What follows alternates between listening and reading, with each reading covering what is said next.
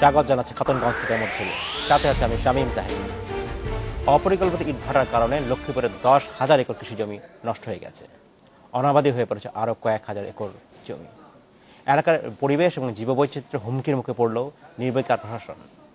আজ আমাদের আলোচনার বিষয় হুমকির মুখে কৃষি জমি।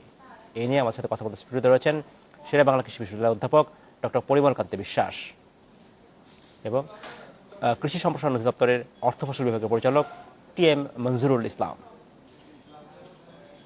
তবে মূল আলোচনা যাওয়ার আগে দেখে নিই একটি প্রতিবেদন। পরিবেশ আইন অনুযায়ী জেলা ও উপজেলা শহর থেকে 3 কিলোমিটার দূরত্ব, আবাসিক এলাকা, শিক্ষা প্রতিষ্ঠান, কৃষিজমি, সংরক্ষিত বনাঞ্চল এবং 50টির অধিক ফলের গাছ থাকলে সেখানে ইটভাটা স্থাপন করা যায় না। কিন্তু লক্ষ্মীপুরে গেল 10 বছরে আইন না মেনে গড়ে উঠেছে 150টির মতো ইটভাটা। পরিবেশ অধিদপ্তরের হিসাবে একটি ইটভাটা নষ্ট হয় অন্তত 50 একর কৃষিজমি। এসব ইটভাটায় কৃষিজমির মাটি কেটে বানানো হচ্ছে ইট। ইটভাটার কারণে বিশেষ করে ফসলের জমিগুলো একদম পরিত্যক্ত হয়ে পড়েছে। মানুষ 600 একর জমি আজকে কৃষি আবাদি থেকে বঞ্চিত। পরিবেশ দূষিত হয়, আশেপাশে না গিয়ে সুপারি গিয়ে সব বিলিক্রির সিজনে আগা জলি সব মরি যায়। ইটভাটার কারণে গেল 10 বছরে নষ্ট হয়েছে 10,000 একর কৃষি জমি। আশেপাশের জমিগুলোর উৎপাদনও কমেছে। তবে ইটভাটা মালিকরা এসব অভিযোগ অস্বীকার করেন। প্রায় ইটভাটাগুলাই এখন সরকার অনুমোদিত জিগজ্যাগ ভাটা, 2-4টা ভাটা আছে যেটা সরকার অনুমোদিত নয়। এগুলো আশা করি এবছর বৈধ হয়ে যাবে। ইটভাটার কারণে মাটির উর্বরতা কমেছে বলে স্বীকার করেন জেলা কৃষি সম্প্রসারণ অধিদপ্তরের কর্মকর্তারা। শিগগিরই এসব ইটভাটা বন্ধের ব্যাপারে ব্যবস্থা নেওয়ার কথাও জানান তারা। দেখলাম প্রতিবেদনটা আমরা জনাব মঞ্জুরুল ইসলাম এবং জনাব পরিমল কান্তি বিশ্বাস, আপনাদেরকে স্বাগত জানাচ্ছি এই অনুষ্ঠানে। জনাব ইসলাম, আপনার কাছে প্রথম প্রশ্ন আমাদের, যে আমরা দেখলাম প্রতিবেদনে যে বিভিন্ন কারণে আমরা ইটভাটা ছাড়া অনেক কারণে যেহেতু আমাদের দেশে ইন্ডাস্ট্রিয়ালাইজেশন হচ্ছে, ফ্যাক্টরি হচ্ছে, এর কারণেই কৃষি জমি হুমকির মুখে। তো এই অবস্থায় সরকারের দিক থেকে কি কোনো ইমিডিয়েট পরিকল্পনা রয়েছে কিনা যে কৃষি জমি রক্ষার ক্ষেত্রে করার ক্ষেত্রে? বিসমিল্লাহির রহমানির রহিম। আমরা জানি যে স্বাধীনতা পরবর্তী সময়ে আমাদের যে পরিমাণ লোক সংখ্যা ছিল এবং জমি আবাদি ছিল, দিন দিন এটা কমে যাচ্ছে। ওই সময় আমরা দেখছি 1,17,00,000 মেট্রিক টন খাদ্য উৎপাদন হওয়ার ফলে আমাদের 7.5 কোটি লোকের খাদ্যের চাহিদা মিটে গিয়েও কিন্তু মেটে নেই। আচ্ছা, বর্তমানে আমাদের লোক সংখ্যা দ্বিগুণের বেশি হয়েছে, কিন্তু আমাদের খাদ্য উৎপাদন হয়েছে প্রায় 4 কোটি মেট্রিক টনের কাছাকাছি। অর্থাৎ আমরা খাদ্যের সম্পদটা প্রায় দ্বার প্রান্তে সেটা ঠিক আছে, পৌঁছে গেছি। কিন্তু আসলে সরকারের এখন আমাদের জমির পরিমাণ কমছে। জমির পরিমাণ শুধু ইট ভাটার জন্য কমে না, আমি সেটা জমির পরিমাণ কমছে, রাস্তাঘাট হচ্ছে, নতুন নতুন অবকাঠামো গড়ে উঠছে, অবকাঠামো হচ্ছে।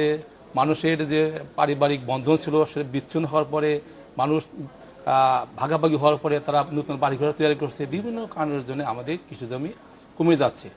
পরিসংখ্যানে দেখা যাচ্ছে প্রায়। জানাব ইসলাম, আমি জানতে চাচ্ছি আসলে সরকারের দিক থেকে এখন পরিকল্পনা কি এটা থেকে এই জমি কমানোর ক্ষেত্রে, মানে নষ্ট হওয়ার ক্ষেত্রে? সরকার এই ব্যবসা সদস্য সরকার এভাবে চিন্তা ভাবনা করছেন কিভাবে ইট ভাড়াগুলো নিয়ন্ত্রণ করা যায় এবং কৃষি জমিকে রক্ষা করা যায়, এভাবে সরকার চিন্তা ভাবনা আছে। আমরা আশা করি সরকার কাছ থেকে আমরা ভালো একটা সুফল ইনশাল্লাহ পেয়ে যাবো। জনাব ইসলাম, ধন্যবাদ। আমি আপনাকে ফিরে আসবো। ডক্টর বিশ্বাস, আপনার কাছে প্রশ্ন, যে এই যে ইন্ডাস্ট্রিয়ালাইজেশন যেটা হচ্ছে, সেটা শুধু এই সমস্যা তো বাংলাদেশে নয়, পৃথিবীব্যাপী কৃষি জমির পরিমাণ কমে যাচ্ছে। এখন একটা বড় চ্যালেঞ্জ যেটা হচ্ছে সেটা হচ্ছে যে এই যতটুকু কৃষি জমি আছে সেখান থেকে খাদ্য নিরাপত্তা একটা হুমকির সম্মুখীন হচ্ছে কিনা আপনি যদি বলতেন বিষয়ে। ধন্যবাদ আপনাকে। কৃষি জমি আমাদের কমছে, এ কথা সত্য, এবং কমার রেটটাও কিন্তু অনেক বেশি। প্রায় 30-40 বছরের মধ্যে যদি আমরা কম্পেয়ার করি, তাহলে প্রায় অর্ধেকের মতো কিন্তু পার ক্যাপিটা ল্যান্ড এখন চলে আসছে। তো এই জমি কমে যাওয়া, এটা কমবেই স্বাভাবিক, কারণ লোক সংখ্যা আমাদের বাড়ছে। লোক সংখ্যা শুনলেন এই মাত্রই যে আমাদের প্রায় স্বাধীনতার পরে পর্যন্ত প্রায় ডাবল লোক হয়ে গেছে। এই যে লোক বাড়ছে, সেই লোকগুলি থাকার জন্য, বাসস্থানের জন্য, রাস্তাঘাট করার জন্য বিভিন্ন কারণে আমাদের এই জমিটা ব্যবহার করতেই হবে। তো এই জমি তো নতুন করে আসবে না, কৃষি জমি আমাদের ওখানে যাবে। এখন প্রশ্ন হলো, এই যে যাচ্ছে, তো এতে আমাদের কৃষির উপর তার প্রভাবটা কতটুকু পড়ছে। রাইট, আমরা যদি দেখি যে আমাদের ফলন কৃষি জমি থেকে যে ফলন আসতো সে ফলন আগে যা ছিল তার চাইতে এখন অনেক বেশি, ডাবলের অনেক বেশি হয়ে গেছে। আপনারা বলছেন ইমিডিয়েট কোনো ইম্প্যাক্ট নাই, আপনি এটা বলতে চাচ্ছেন? ইমিডিয়েট ইম্প্যাক্ট বলতে আমি বুঝাচ্ছি এটা কিন্তু আমাদের মেনে নিতে হবে। আপনি যদি বলেন যে ঠিক আছে ইট ভাটা হবে না, তাহলে কি না, হবে? ইটভাটাও হতে হবে, ইটভাটারও হতে হবে। দরকার আছে। এখন প্রশ্ন হলো অবকাঠামোর দরকার আছে। অবকাঠামোর দরকার আছে, কারণ আমাদের মানুষ বাড়ছে, মানুষ থাকতে হবে, রাস্তাঘাট করতে হবে। এখন এটা যদি একটা প্ল্যান্ড হতে আমাদের হয় সেটাই দরকার, অর্থাৎ আমাদের উর্বর জমিগুলি যেগুলি আছে এমনিতেই কিন্তু বাংলাদেশের জমির উর্বরতা, আপনি শুধু কৃষি জমি কেন বলতেছেন, ইট ভাটার কথা কেন বলছেন? উর্বরতার প্রশ্ন যদি আসে, অর্গানিক ম্যাটার, জৈব পদার্থ যেটা বলা হয় জমিতে, সেই জৈব পদার্থ অন্তত 2% একটা জমিতে থাকার কথা একটা ফসল উৎপাদনের জন্য, কিন্তু সেই জৈব পদার্থের পরিমাণ এখন 1%-এরও নিচে বাংলাদেশের প্রায় 80% মাটিতে। তো এই যে অবস্থাটি, এটা কি এর চাইতে আরো বড় হুমকি না? টোটাল এগ্রিকালচারে কিন্তু বাংলাদেশের একটা হুমকি বলতে পারেন, তবে এটা একেবারে হুমকি আমরা বলবো না। উই দ্য এগ্রিকালচারিস্ট, বিভিন্ন সেক্টরে যারা জড়িত আছে, দে আর ওয়ার্কিং। ধন্যবাদ ডক্টর বিষয়, আমি আপনার কাছে ফিরে আসবো। জনাব টি এম মঞ্জুরুল ইসলাম, আপনার কি মনে হয় যে সরকার একটা এখন একটা পরিকল্পনা এখন আমরা প্রসেস যেটা হচ্ছে যে ল্যান্ড জোনিং যেটা করছে সরকার, সেখানে কি ধরনের ব্যবস্থা রাখছে সরকার, যে কোন জমিতে কৃষি জমি হবে, কোনটা ফ্যাক্টরি হবে, এটার কাজের অবস্থাটা কোথায়, বা আপনার কি ধারণা আছে? আমাদের ইকোলজিক্যাল জোন আছে 31টা বাংলাদেশে, বিভিন্ন অঞ্চলে মিলে। এখানে আমরা যদি একই ফসল সব দিন আবাদ করতে চাই, সেখানে আবাদ করা সম্ভব হবে না। ধরুন আমরা সাউথার্ন বেল্টে যদি আমরা আমাদের নর্থার্ন বেল্টের ক্রপ নিয়ে যাই বা শস্য নিয়ে যাই, সেখানে হবে না। এই জন্যে চিন্তাভাবনা হচ্ছে, বা চিন্তাভাবনা মোটামুটিভাবে পরিকল্পনা মাফিক কাজ করতে হচ্ছে। ক্রপিং জোন, অর্থাৎ কোন জমিতে কোন এলাকায় কোন আবহাওয়া কোন ফসল হবে, এইভাবে একটা ক্রপিং জোন তৈরি করা হচ্ছে। পরবর্তী সময়ে এটা আলোকেই রোডম্যাপ তৈরি করে ফসল উৎপাদনের দিকে আমাদের যেতে হবে বা যাওয়ার জন্য প্রচেষ্টা চলছে। আচ্ছা, এক। 2 নম্বর হলো, যেহেতু আমরা ক্রপিং জোন যদি না করি, তাহলে আমরা সয়েলের যে ক্যাটাগরি, এই ক্যাটাগরির সাথে মিলাইতে হলে cropping zone, soil category, land use planning আমাদের সবগুলাই দরকার আছে। ক্রপিং জোন হইলেই আমরা ষষ্ঠ যখন স্থাপন করে যাব, সবগুলো সেখানে যখন আমাদেরকে এস্টাবলিশ হবে, এই যে সমস্যা হচ্ছে উৎপাদনের জন্য, আমিও মনে করি এই সমস্যা তখন আর থাকবে না। ধন্যবাদ জনাব ইসলাম, ফিরে আসবো আপনার কাছে। ডক্টর বিশ্বাস, আপনার কি মনে হয় যে আপনি যেটা বলছিলেন যে জমিতে সয়েলে যে নিউট্রিশন থাকা দরকার, যে পুষ্টি থাকার কথা, সেটা দ্রুত কমে যাচ্ছে,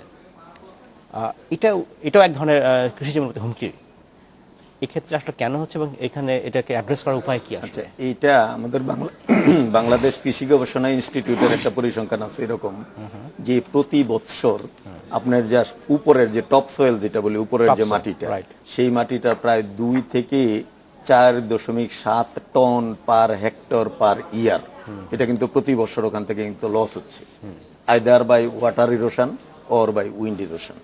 এই যে টপ সয়েলটা লস যেটা হচ্ছে, সেটা কিন্তু এই টপ সয়েলটার মধ্যেই কিন্তু সব ফার্টিলিটি, নিউট্রিশন বা সবকিছু যেটা ক্রপ খাবে, ফসল যেটা খাবে, এগুলি ওখানেই থাকে। শুধু তাই না, একটা ফসল করার জন্য এই ফসল আমরা করলাম, মাটি থেকে তার যে খাবার, নাইট্রোজেন, ফসফরাস, পটাশিয়াম, এই জাতীয় যে খাবারগুলি গাছের দরকার, সেই খাবারগুলি কিন্তু সে মাটি থেকে নেয়। এবং এই যে নেয় সেটা শুধু নাইট্রোজেন, ফসফরাস, পটাশিয়াম, এটার একটা পরিসংখ্যান আছে যে 180 থেকে 250 কেজি প্রতি হেক্টরে প্রতি বছর মাটি থেকে গাছ নেয় তার ফসল উৎপাদন করার জন্য। নেয়, সেটাই স্বাভাবিক, ফসল করতে গেলে সেটা নিবে। এখন কথা হলো যে আমাদের এটাকে আবার রিপ্লেনিশ করতে হবে, যাতে টোটাল ব্যালেন্স যাতে থাকে। আগে সেটা হতো না অতভাবে, এখন বেশি হচ্ছে। কেন? যে আগে মনে করেন ফসল করতো, ফসলের একটু উপরে ধান করতো, অনেক উঁচু হতো, লম্বা ছিল ধান, কেটে নিয়ে আসতো, তার নিচের অংশটা থেকে যেত মাটির সাথে মিশতো, গোবর দিত প্রচুর পরিমাণে জমিতে, এই কারণে একটা রিসাইক্লিং এটা হতো। কিন্তু আমি সাপ্লিমেন্ট করি, উনি যে বলতেছিলেন কথা ঠিক আছে, আমাদের নর্মালি আমাদের মাটির জৈব পদার্থ পরিমাণ থাকা দরকার হলো 5 ভাগ শতকরা, কিন্তু আমাদের আছে 1 ভাগের নিচে, 1 ভাগ নিচে, যার জন্য আমাদের কিন্তু জমির প্রোডাক্টিভিটি এবং জমির ফার্টিলিটি কমে যাচ্ছে। ধন্যবাদ, আমরা ফিরে আসবো, আমরা দ্বিতীয় অংশটা শুনবো, আমাদের সময় হচ্ছে বিরতি যাবার, ফিরে এসে আমরা আবার আলোচনা করবো। সময় হলো একটি বিরতি যাবার, ফিরছি শীঘ্রই, সাথেই থাকবে।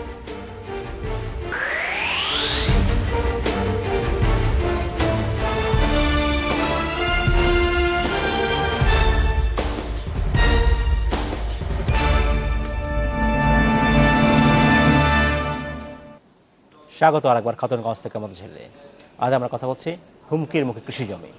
এই নিয়ে আমার সাথে কথা বলতে স্টুডিওতে রয়েছেন শেরে বাংলা কৃষি বিশ্ববিদ্যালয়ের অধ্যাপক ডক্টর পরিমল কান্তি বিশ্বাস এবং কৃষি সম্প্রসারণ অধিদপ্তরের অর্থ ফসল বিভাগের পরিচালক টি.এম. মঞ্জুরুল ইসলাম।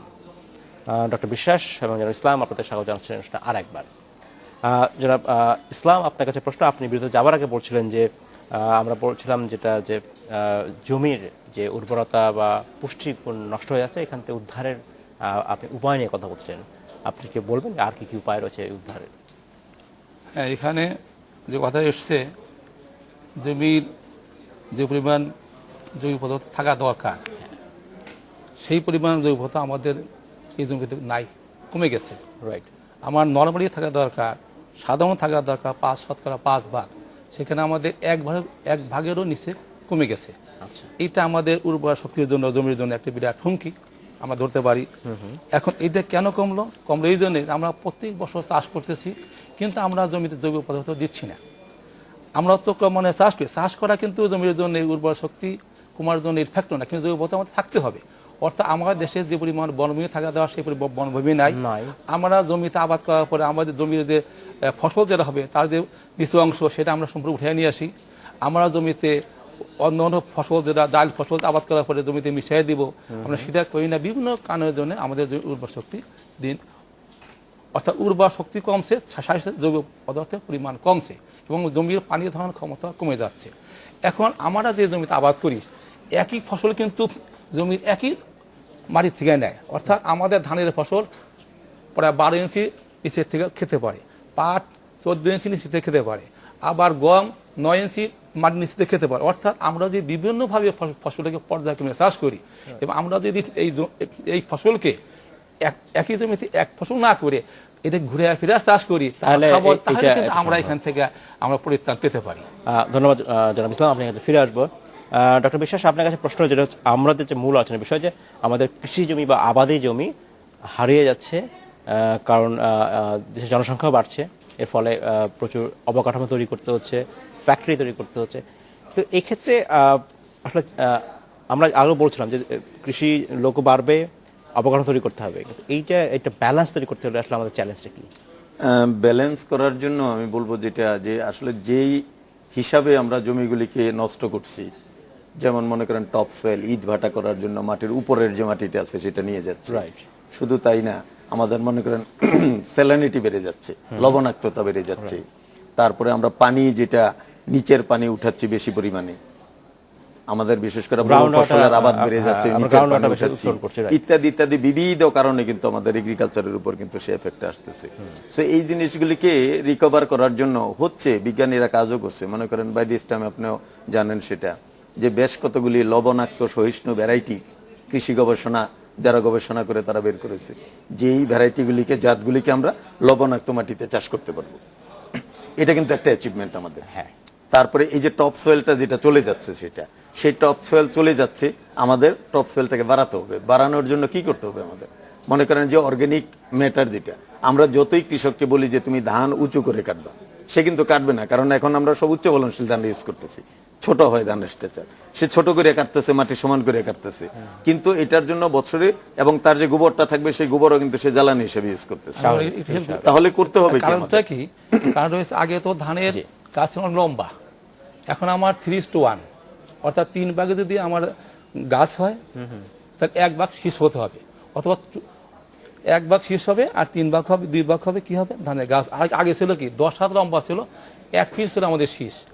একটা ধানের ভিতরে ধানের সংখ্যা ছিল কয়টা? 40টা, 60টা। এখন আসছে 222টা, 230টা পর্যন্ত আসছে। অর্থাৎ এই যত ফলন আমরা বেশি চাবো, মাটির উপরে তত চাপ আসবে, শুধু টপ চাপ আসবে। এখন আমরা জমি বাড়াতে পারতেছি না, তো আমাদের কি করতে হবে? যেমন ঢাকা শহরে বিল্ডিং জায়গা বিক্রি হয় না, বিল্ডিং উপরে বিক্রি হয়। অর্থাৎ আমরা কি করব? আমাদের উপরের দিকে বাড়াতে, আমাদের এমন জাত আনতে হবে, সময় কম লাগবে, ফলন বেশি হবে। আগে ধান হয়তো 6 মাসে, 9 মাসে, এখন কয় মাস হয়? 130 থেকে 160 দিন। আমরা চাচ্ছি কি আরো কমানোর জন্য। উনি আরেকটা কথা বলছেন যে আমাদের গ্রাউন্ড ওয়াটারের উপরে চাপ পড়তেছে, এই জন্য বড় মৌসুমে কম পরিমাণে পানি ব্যবহার করে, আন্ডারগ্রাউন্ড ওয়াটারকে ব্যবহার না করে সেখানে কি করা যাবে? সেখানে আউশে চলে যেতে হবে, অর্থাৎ আউশে যখন চলে যাবো অতটা পানি রেইনফল ব্যবহার হবে না। আমার কম লাগবে, পানি কম পরিবেশ লাগবে। আমার বিপর্যয় হবে না। এই জন্যে কিছু ধান যেমন এই দেশে চলে আসছে, যেমন নেরিকা 10, নেরিকা 1, নেরিকা 5, এগুলা 80 থেকে 90 দিনে আসে এবং শেষ লাগে কিন্তু অনেক কম। পরিমাণ ভাবে কম লাগে, ফলন অনেক সুন্দর হবে, সুন্দর হয় এবং হচ্ছে। আমরা কিন্তু এই দিকে যাচ্ছি, অর্থাৎ কৃষি হুমকি হবে, যত সমস্যা হবে তত সমাধান হবে। সমাধানও আমাদের থাকবে। হ্যাঁ, কিন্তু আমরা একই সাথে কৃষিতে যেমন আমরা নজর দিচ্ছি, একই সাথে যে কারণে কৃষি জমি নষ্ট হচ্ছে সেই দিকটা আসলে অ্যাড্রেস করা উচিত। আমরা যদি ইট ভাটার কথাই বলি, আমাদের এমন ইট ভাটা বা চুল্লি হওয়া উচিত যেটা পরিবেশের জন্য ক্ষতিকর। বৈজ্ঞানিক হইতে যাতে সেইখানটা আমাদের পরিবেশের উপর যাতে হ্যাঁ, তার এই কথা ঠিক প্রভাবটা কম আছে, আসে। এটা তো সরকারের পলিসি। এখন এটা গভর্নমেন্ট পলিসির উপর তো আমরা মন্তব্য করতে পারি না। গভর্নমেন্ট বুঝবেন, গভর্নমেন্ট অভিহিত করা হচ্ছে যেহেতু কৃষি বান্ধব সরকার এবং মুক্তিযুদ্ধের সপক্ষে সরকার, সুতরাং আমার মনে হয় ওনারা অনুধাবন করছেন বা করতেছেন। কি করতেছেন, যদি কৃষি জমি কমতেছে হুমকি আসবে, উৎপাদন কমবে, সমস্যা হবে। এই জন্য একটা প্ল্যানিং করে যাতে ইট ভাড়া কীভাবে হবে, কৃষি জমি কী হবে, রাস্তাঘাট কী হবে, বাড়িঘর কী হবে, এটা যদি প্ল্যানিং নির্দিষ্ট করতে একটা করা ওয়ার্কে যায়, যদি করা যায়। আমার মনে হয় আমরা এর থেকে কিছু না হলে কিছুটা আমরা পরিত্রাণ পরিত্রাণ পাবো বলে আমরা আশা করতে পারি। ধন্যবাদ ডক্টর বিশ্বাস। আমরা যেটা বলছিলাম যে কারণে আমরা আলোচনা, যে কারণে এই কৃষি জমি নষ্ট হচ্ছে তার একটা বড় কারণ হচ্ছে আমরা দেখেছি বিভিন্ন গবেষণায়, সেটা হচ্ছে হাউজিং, গৃহায়ন, প্রচুর বাড়ি ঘর। এই ক্ষেত্রে যেটা হয় যে আমাদের এখানে সাধারণত নিচু জমি ভরাট করে যে সেগুলোতে একটা আবাসন গড়ে উঠছে। এক্ষেত্রে আপনারা এই বিষয়ে এক্সপার্ট হিসেবে আপনাদের কি কোনো যারা আপনারা একটা বড় স্টেক হোল্ডার, আপনার সাথে কি সরকারের দিক থেকে কখনো আলোচনা হয় কিনা যে কিভাবে কৃষি জমিগুলোকে আমরা আসলে আলোচনা কিন্তু হচ্ছে, সংখ্যায় বলতে হবে, আমাদের তো সময় একটু কম। আলোচনা হচ্ছে এবং গভর্নমেন্টও কিন্তু সেই ব্যাপারে কিন্তু সবসময় সতর্ক। এই কারণে দেখেন কৃষি মন্ত্রণালয় থেকে কিন্তু বলা হচ্ছে যে কেউ যে কোনো জায়গায় নতুন করে কিন্তু আবাসন করতে পারবে না। সেটা আছে, এবং সেটা করতে হলে এখন যেটা হচ্ছে কি, আপনি ঢাকা শহরে দেখেন এখন অনেক বিল্ডিং দেখবেন উপরের দিকে বাড়ছে। তো তাহলে আমার 10টা 20টা বা 50টা পরিবার রাখার জন্য আমার যদি একতলা দোতলা বিল্ডিং, বাংলাদেশে কৃষি জমির কথা বলি, শুধু ঢাকা সরকার ভাবলে চলবে না, কারণ সারা দেশে কথা ভাবতে হবে। এবং এই যে আমরা বলছি যত আইন রাজুকের কথা বা ড্যাপের কথা বলছি, সবই কিন্তু আসলে ঢাকা শহর কেন্দ্রিক।